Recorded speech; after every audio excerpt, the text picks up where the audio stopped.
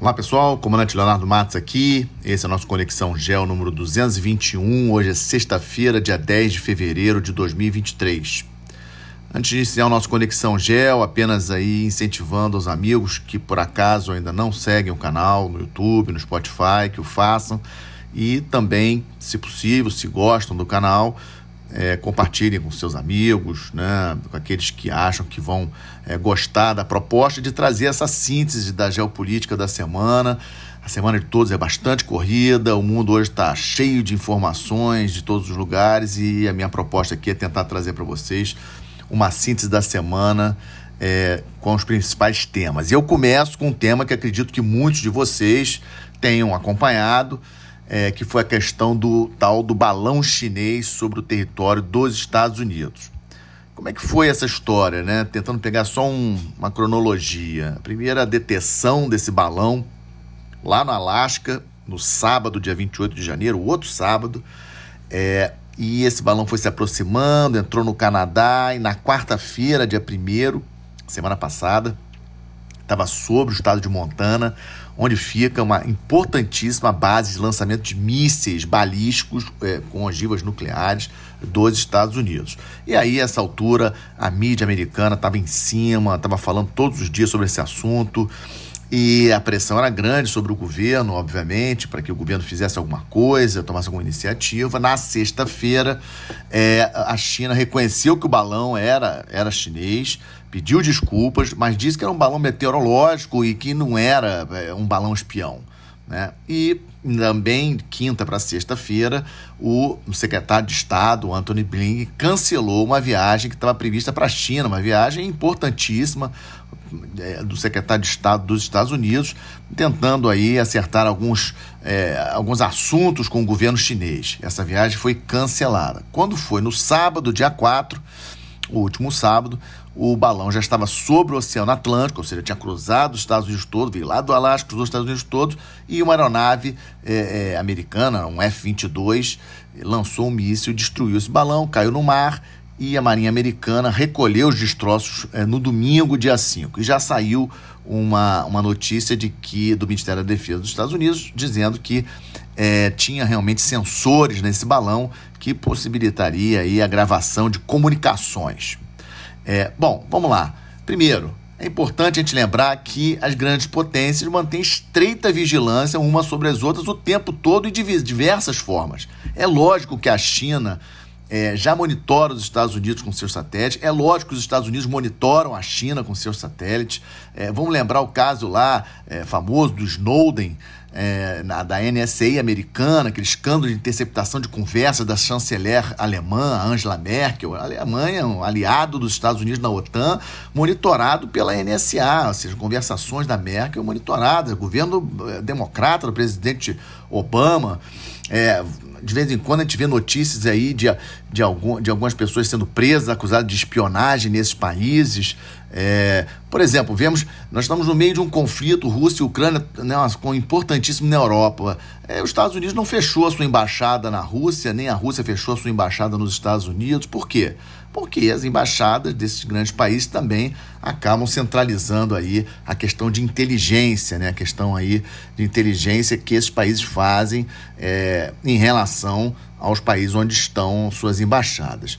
Meu ponto aqui é o seguinte: provavelmente, com certeza esse balão chinês estava realmente espionando os americanos, algo de rotina, mas provavelmente ele ficou tempo demais sobre o território dos Estados Unidos, o que chamou mais a atenção do governo americano. E, na minha avaliação, o Xi Jinping não tinha conhecimento disso, digamos assim, a estrutura de poder na China, né? Esse é o problema de você ter estruturas aí ditatoriais.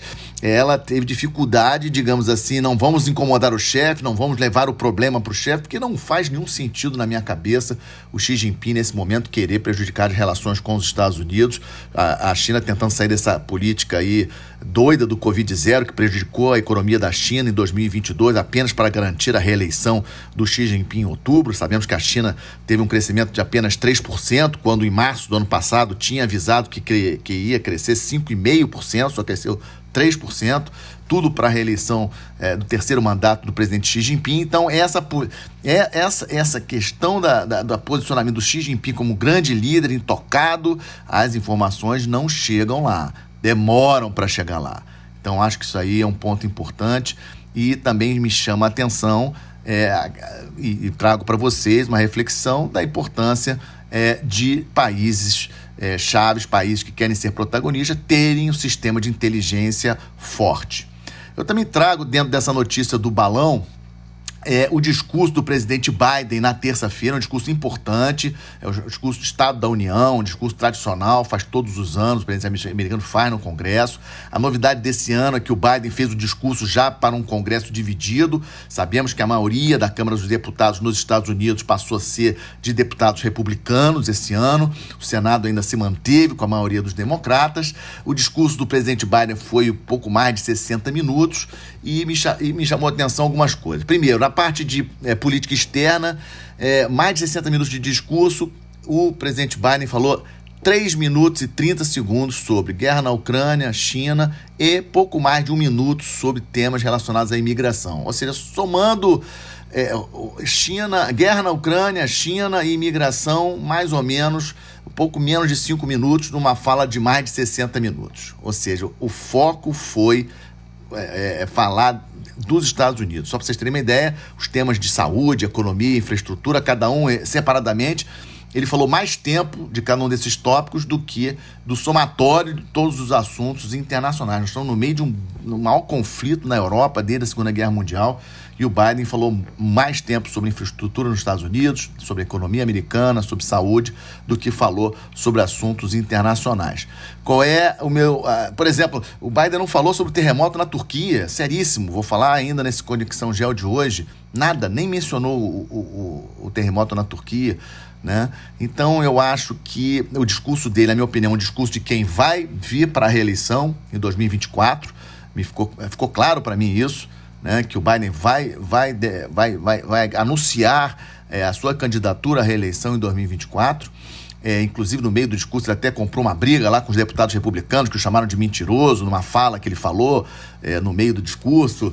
Ou seja, para provocar mesmo, o Biden precisa mostrar que ele é forte. Sabemos que a oposição ao presidente Biden acusa ele de ser um presidente fraco, de ser um presidente idoso, de não ter saúde para ser o presidente dos Estados Unidos. Então era muito importante o Biden mostrar nesse evento que sim, ele tem saúde, que ele está bem, que ele está forte, né? E ele provocou de propósito, comentando alguma coisa lá que os republicanos repudiaram, né, na hora, e chamando ele de mentiroso, ele rebateu.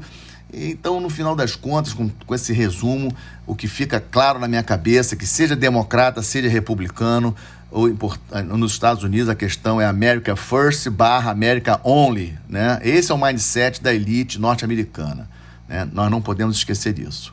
O segundo tema que trago para vocês, acompanhamento da guerra na Ucrânia, o mais importante evento da semana, na minha avaliação, a viagem do presidente Zelensky da Ucrânia. O presidente Zelensky esteve em Londres, falou com o parlamento inglês, esteve em Paris, jantou no mesmo dia com o presidente Macron, com o chanceler Olaf Scholz da Alemanha, ou seja, um jantar importantíssimo com os dois líderes, né, os dois presidentes assim, dos países mais ricos da União Europeia, França e Alemanha, e voou ontem para Bruxelas, onde ontem se encontrou com os líderes dos demais países da União Europeia. Foto, discurso, cumprimentos. O único que não cumprimentou o Zelensky foi o presidente da Hungria, né? Só para a gente não deixar passar essa questão. E, obviamente, o Zelensky fazendo aquilo que ele faz melhor, que é a comunicação estratégica. Para mim, uma das lições desse conflito é essa questão da comunicação estratégica, da importância da comunicação estratégica, como que o Zelensky se comporta, como que ele se veste, ou seja, com uniforme militar, o que ele fala, né? Eu acho que é um case, né? Um estudo de caso interessante, né? Desse conflito da Ucrânia, essa questão do Zelensky, a comunicação estratégica ucraniana. Também me chamou a atenção essa semana a decisão ontem da SpaceX, a empresa do Elon Musk, de não permitir que os seus satélites ajudem os ucranianos a direcionar os drones, né? É importante a participação da rede Starlink, né? Da SpaceX, lá do Musk, nas comunicações ucranianas, desde o início do conflito. mas quando saiu a reportagem que essa rede de satélite também estava sendo utilizada para ajudar o uso de drones ucranianos contra alvos russos, o Elon Musk tirou, né? Disse que ele não quer os seus satélites envolvidos diretamente no conflito. E é muito importante, também um outro caso de estudo muito interessante com relação ao conflito da Ucrânia, essa força, né, a importância de uma empresa civil, que é o caso da SpaceX, do Elon Musk, né, a diferença que faz, né, para a Ucrânia ter esses satélites do Elon Musk ali ajudando ele. Na parte do terreno, não mudou muita coisa. Bakhmut continua sendo, lá no Donetsk, na região leste da Ucrânia, uma cidade que deve cair a qualquer momento. A Rússia está pressionando bastante, muitos mortos, as informações que vêm, muitos mortos dos dois lados, e é um ponto de honra do Putin ele conquistar essa cidade de Bakhmut, ali no leste da Ucrânia, antes do aniversário de um ano do início da invasão em 24 de fevereiro do ano passado. Vamos seguir acompanhando. Estamos de olho, né, para a terceira parte do nosso Conexão Geo de hoje. Crise no Peru, nenhuma novidade, seguimos acompanhando, preocupação. Eleições gerais ainda confirmadas para ano que vem, tentativa da presidente de antecipar para a final desse ano, isso não foi aprovado pelo Congresso. E também estou de olho aqui na América do Sul, na questão do Equador. O Equador teve eleições municipais, governamentais, de governo, né, de regiões no último domingo, e uma derrota para o partido do presidente Lasso. Principais regiões ele perdeu. E em função disso também, até a própria, nessa mesma votação de domingo, o presidente Lasso colocou algumas questões para plebiscito, para o povo votar, e ele perdeu também em várias pequenas questões que ele queria que o povo se pronunciasse, e isso deixa o governo dele numa situação bastante fragilizada. Eleições gerais no Equador apenas em 2025, mas é algo que estamos de olho. Também estamos de olho na visita do presidente Lula, viajou ontem aqui do Brasil para os Estados Unidos, já está nos Estados Unidos, se encontra hoje à tarde com o presidente Biden. Não tenho grandes expectativas com relação a essa visita. Vimos aí no discurso do Biden ao Congresso dos Estados Unidos que a América Latina não é prioridade para ele. Ele só citou alguns países da América Latina quando falou de imigrantes, né? Falou de imigrantes ilegais do Haiti, Cuba, Venezuela, Nicarágua, mas não falou nenhum plano especial em relação à América Latina, muito menos em relação à América do Sul. Deve falar de meio ambiente, apoio à democracia no Brasil, mas nada de relevante.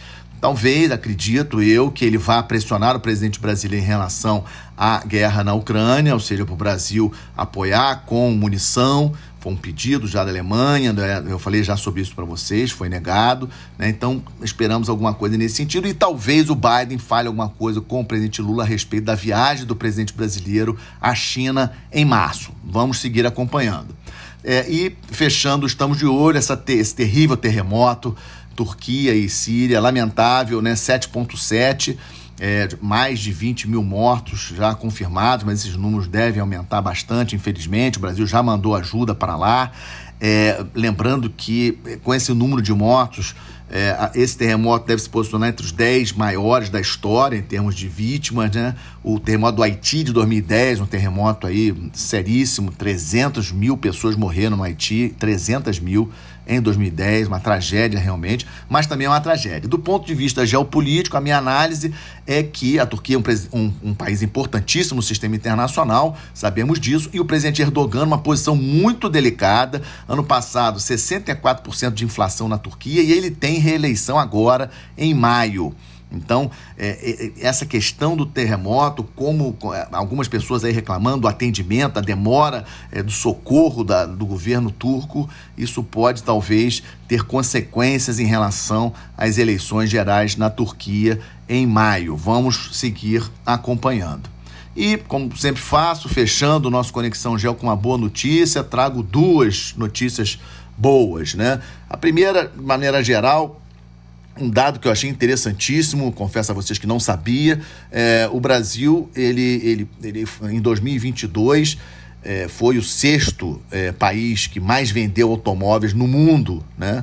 Achei uma notícia bastante interessante, não esperava. Eu vi o ranking: China, Estados Unidos, Índia em terceiro, Japão em quarto, Alemanha em quinto, Brasil em sexto, à frente de Reino Unido, à frente de França, à frente de Coreia do Sul. Ou seja, um dado que eu achei interessante, quis trazer para vocês, achei sim uma boa notícia, a indústria brasileira. E outra boa notícia também, que de maneira exitosa, o Brasil transfere o comando da Força Tarefa 151 de combate à pirataria lá no chifre da África, lá no Mar da Arábia. É pela segunda vez que o Brasil comanda a Força Tarefa 151 de combate à pirataria naquela região, um almirante brasileiro comandando a Força Tarefa 151, é a segunda vez, com oficiais também compondo o Estado-Maior multinacional, e o Brasil vai transferir o comando da Força Tarefa 151 para a Coreia do Sul.